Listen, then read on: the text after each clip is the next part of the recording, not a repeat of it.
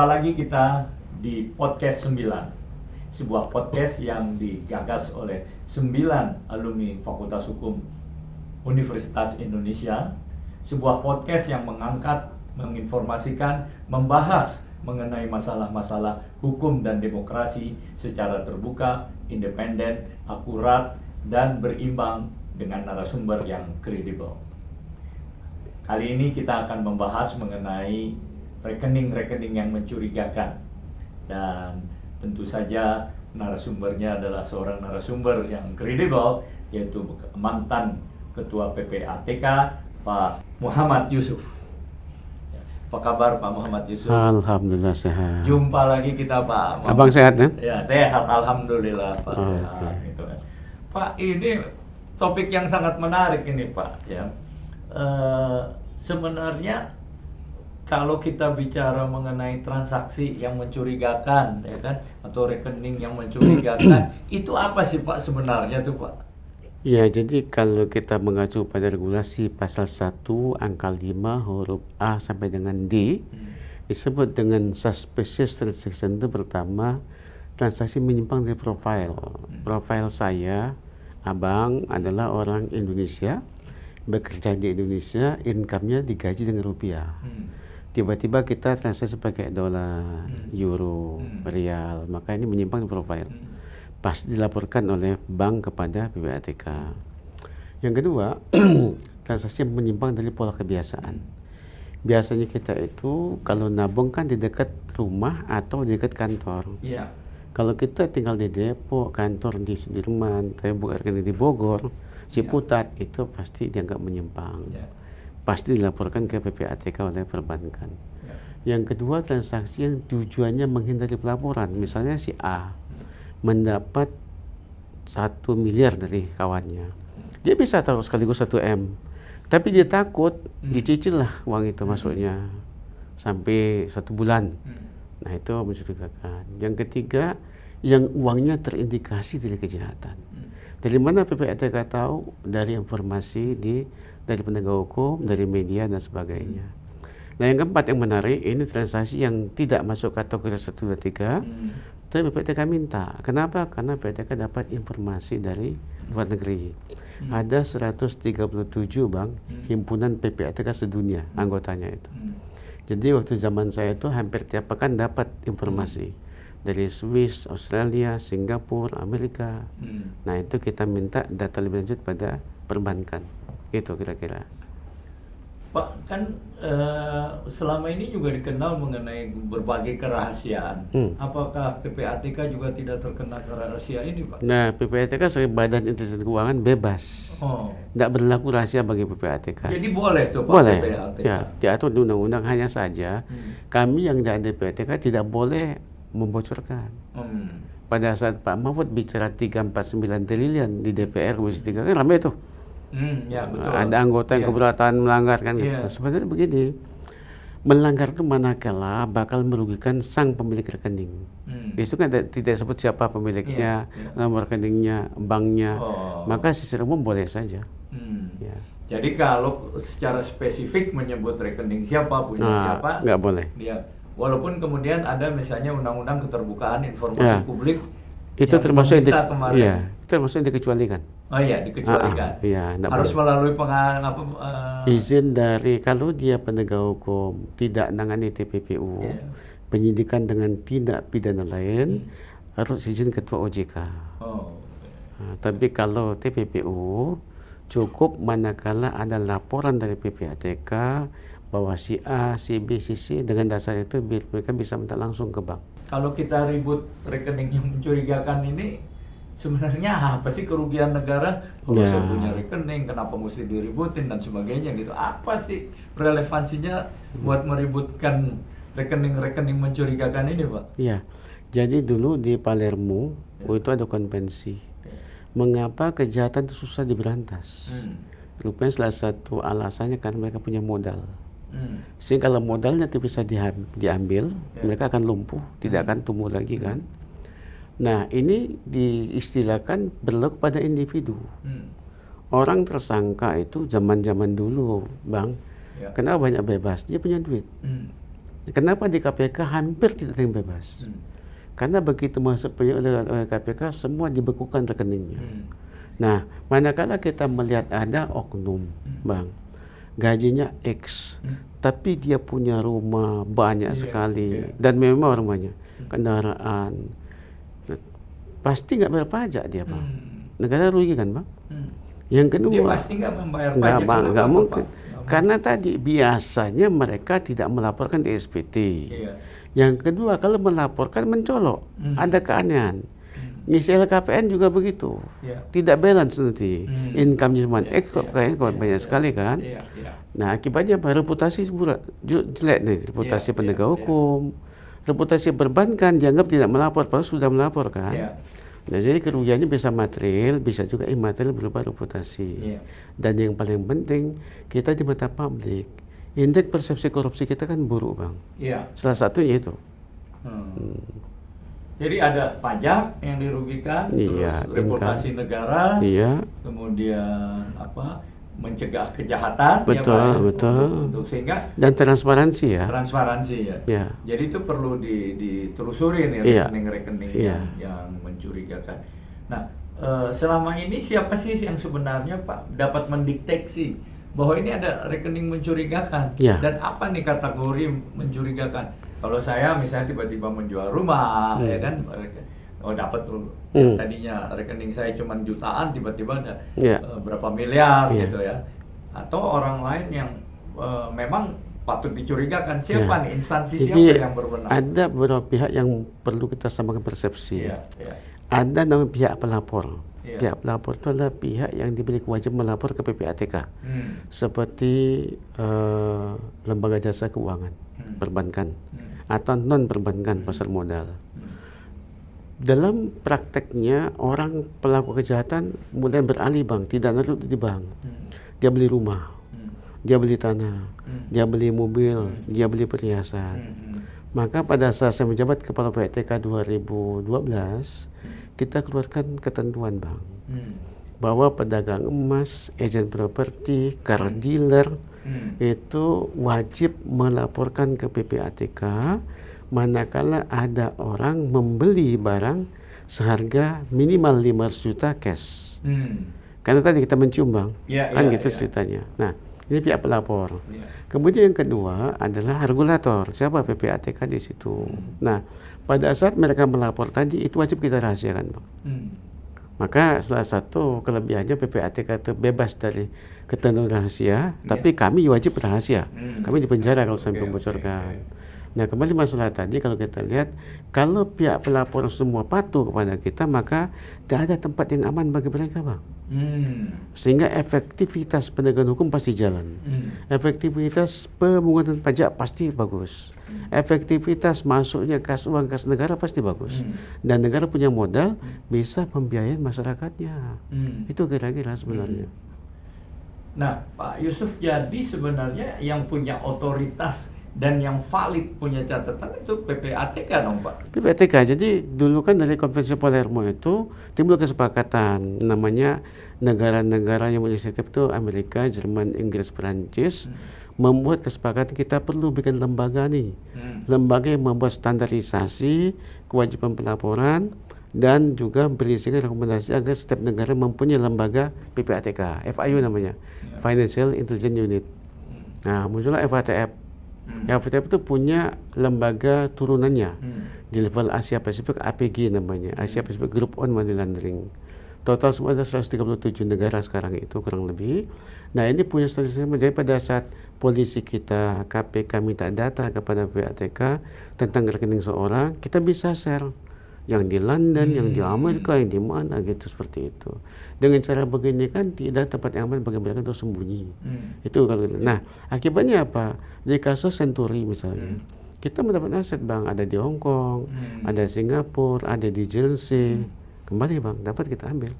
Gitu ceritanya. Nah, PPATK sendiri kan memang dia mandat secara internasional dan mandat juga secara domestik, kan ada regulasi Undang-Undang Nomor 25 2003 tempari.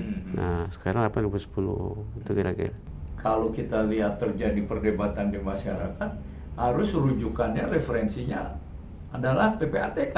Iya, jadi kalau pengen kepastian, betul nggak bahwa misalkan begini, ini lazimnya, bukan lazim, seringkali atau beberapa kejadian, kalau mau jadi ada pemilihan Kapolri baru, pasti ada informasi negatif bahwa calon itu punya uang sekian triliun, kan gitu bang. Iya, iya, iya. Nah itu mengujinya di PPATK, karena tidak mustahil kan ada orang punya niat busuk membusukkan calon lain gitu bang. Iya, iya, iya. Nah pengalaman saya pada saat pemilihan Kapolri, Gubernur Bank Indonesia, pemilihan dirut perusahaan top kayak Pertamina, pemilihan calon Dirjen Bea Cukai Pajak, pemilihan calon eselon 1, pasti ke PPATK.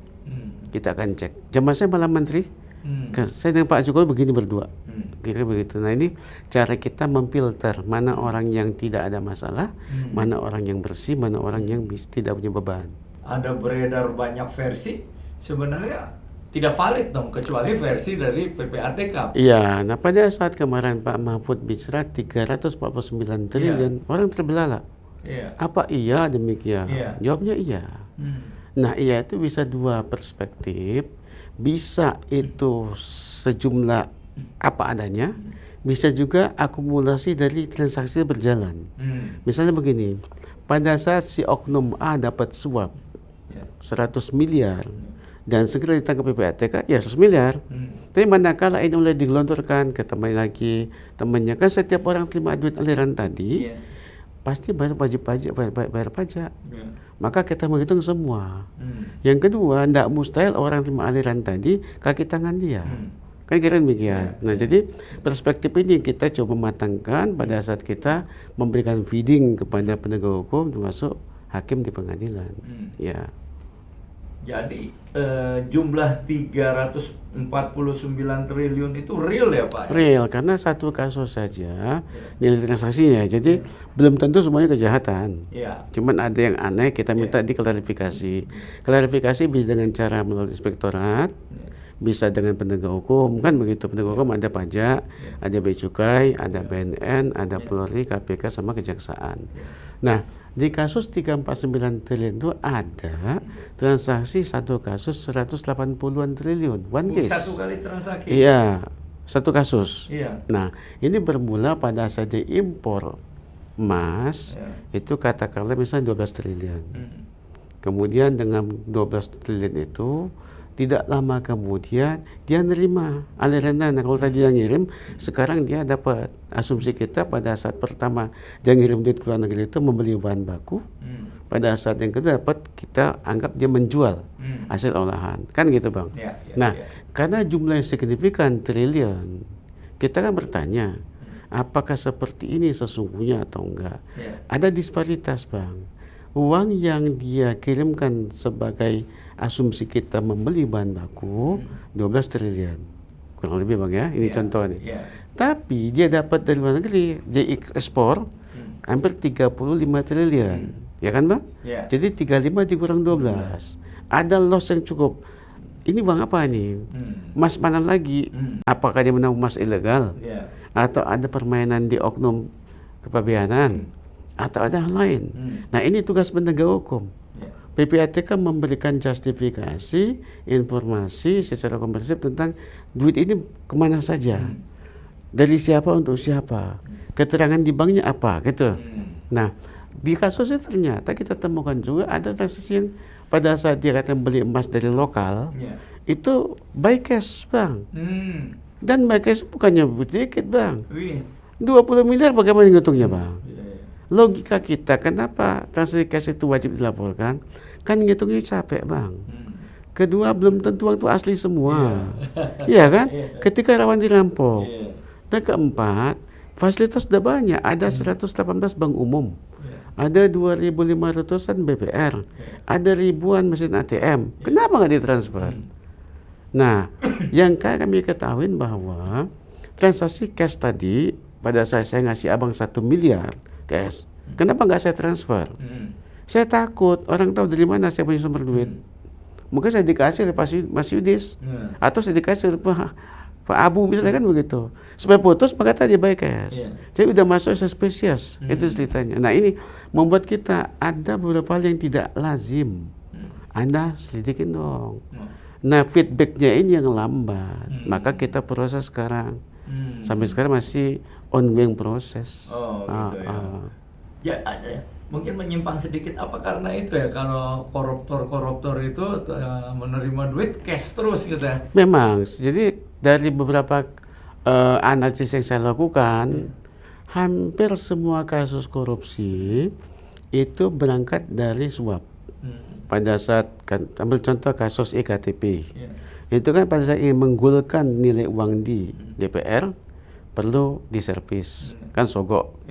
Pada saat rekanan, karena udah punya keluar modal duluan, dipotong dong bang. Jadi kecil proyeknya kan, mungkin kuantitasnya, mungkin kualitasnya. Untuk siapa? Untuk oknum-oknum lainnya, kan gitu bang. Semua pakai cash nih bang. Nah, salah satu cara kita menghentikan praktek ini bang, kita perlu regulasi pembatasan transaksi tunai. Kalau itu ada bang, maka pertama, negara tidak perlu mengimpor bahan baku untuk cetak uang. Negara tidak perlu punya gudang yang gede untuk nampung uang. Negara tidak perlu menyewa security guard atau apapun juga untuk bawa duit kemana-mana kan. Kemudian negara juga bisa mendidik masyarakat, ngerti dunia perbankan.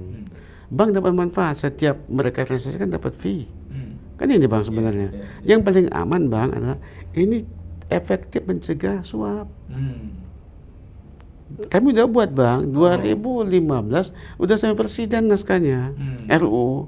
Sampai detik ini belum juga. Itu RUU pembatasan transaksi tunai. Berbarengan dengan RUU perampasan aset. Berbarengan. Oh gitu. Ya. Nah, kalau calon-calon koruptor kan selain cash biasanya mata uang asing ya.